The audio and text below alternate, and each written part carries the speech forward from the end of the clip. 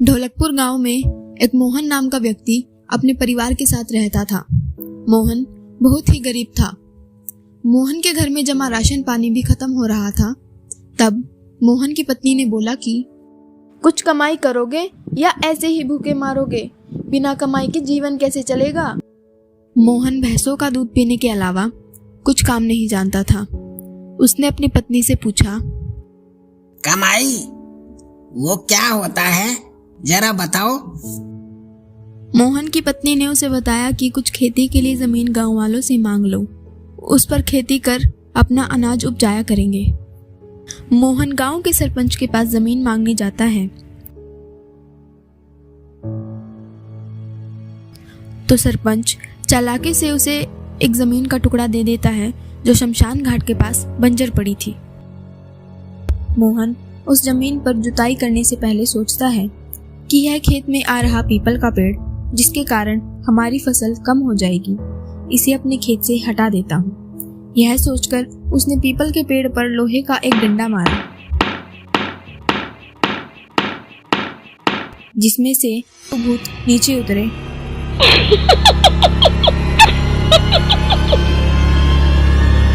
और मोहन से लड़ाई करने लगे।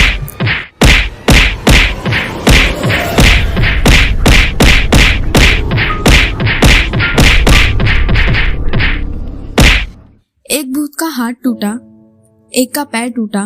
दोनों लाइन से खड़े हो गए और माफी मांगने लगे।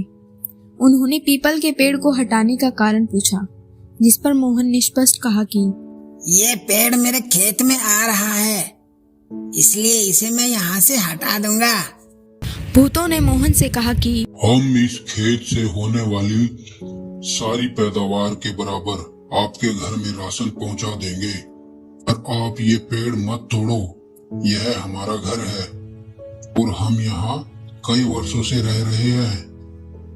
मोहन बलशाली था और बलशाली लोग सदैव दया करते हैं, इसलिए उसने भूतों की बात मान ली और घर चला गया। अब भूतों ने मोहन के घर 6 महीने का राशन पहुंचा दिया। मोहन ऐश मौज की जिंदगी बिताने लगा। भूतों को यह सौदा महंगा पड़ा। वह कार्य कर करके दुबले हो गए।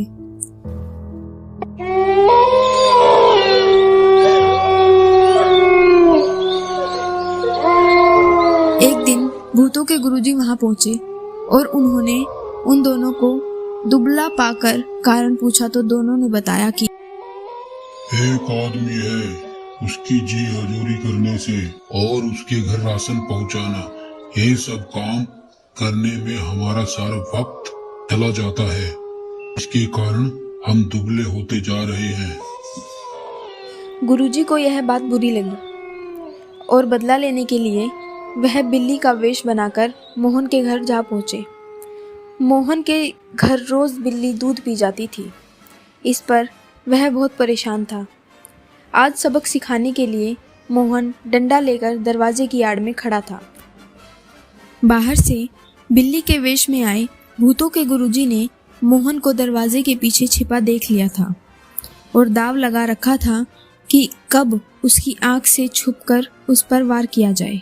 इधर मोहन ने भी दाव लगा रखा था कि कब बिल्ली घर के अंदर प्रवेश करे और उस पर डंडे बरसाए जाए, लेकिन बिल्ली अंदर नहीं आ रही थी।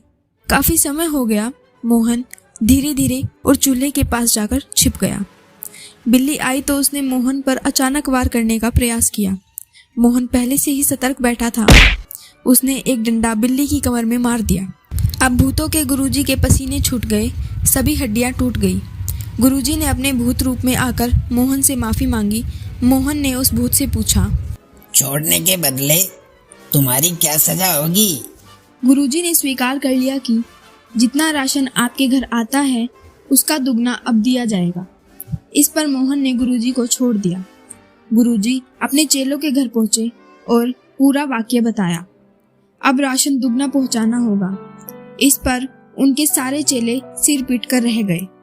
एक तो पहले ही दुबले थे।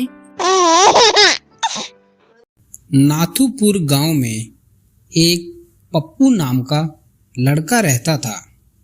वह हर समय उल्टी सीधी हरकतें करता रहता था।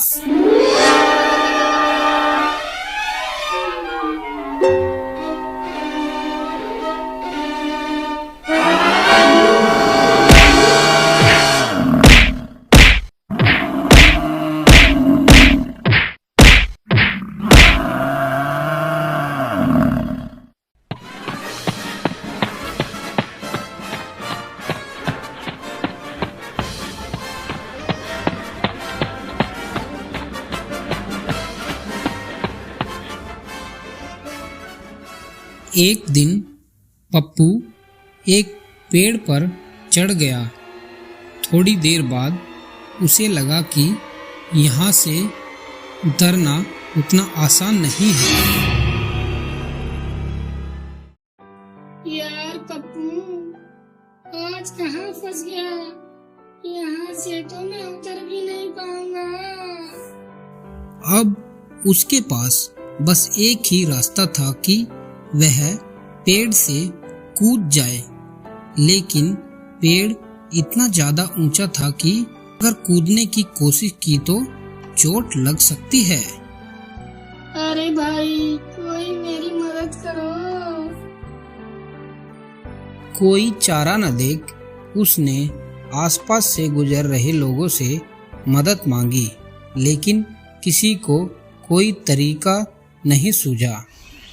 वहाँ लोगों की भीड़ इकट्ठा हो गई। तभी भीड़ में से गज्जू निकलकर बाहर आया और बोला, घबराओ मत, मैं कुछ करता हूँ।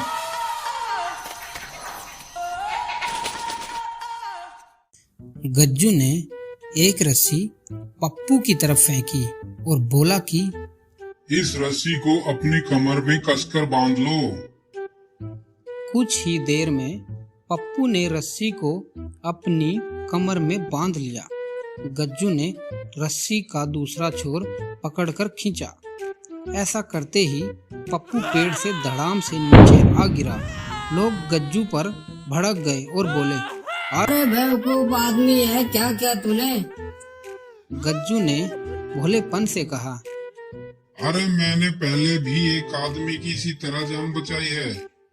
मैंने इस तरीके को पहले भी आजमाया है, लेकिन मुझे याद नहीं आ रहा कि उसे मैंने कुएं में से बचाया था या पेड़ से बचाया था।